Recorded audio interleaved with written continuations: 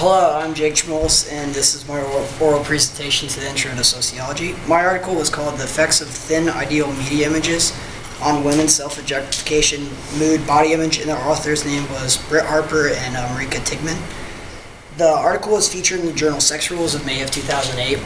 The research question the researchers were trying to answer was if viewing thin idealized media images would increase the state of self-objectification, negative effect on mood and body dissatisfaction in young Australian women.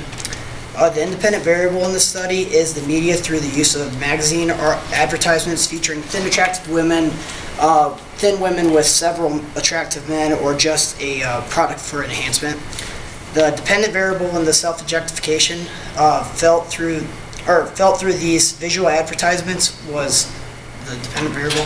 The researchers believed, or they hypothesized, that these images would produce a higher state of self-objectification, appearance anxiety, negative mood, and body dissatisfaction without explicitly focusing on themselves. The research method used was a randomized survey questionnaire.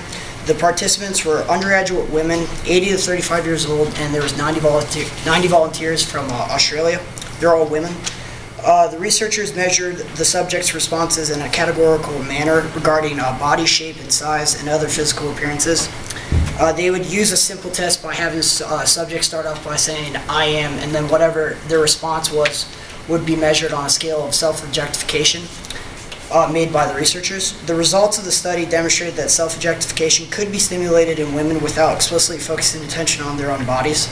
The study also showed that the participants who viewed advertisements featuring thin idealized women reported a greater state of self-objectification, weight-related anxiety, negative mood, and body dissatisfaction.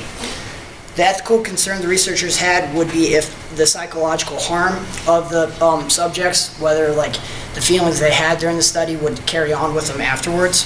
An element that would interest the sociologist would be like an environmental force, so like the media affecting these subjects. An element of the study that would interest a psychologist would be internal forces like an already high presence of self-objectification and like any history of anorexia or bulimia in the subjects. And then a biologist deals with physiological functions of the body, so they would probably argue like if a gene would harm the patients and make them more prone to being self-objective or have a lower state of confidence, I guess. My second article was called Does Media Type Matter and the Role of Identification in Adolescent Girls and Media Consumption and Impact on Different Thin Media Body Images from the same journal, Sex Rules. And the second journal was related by how it shows that media does influence the way the girls were thinking, except they were adolescents, so aged like 14 to 16. And then finally, media can affect the way you think of yourself without even realizing it, and that's my presentation. Thank you.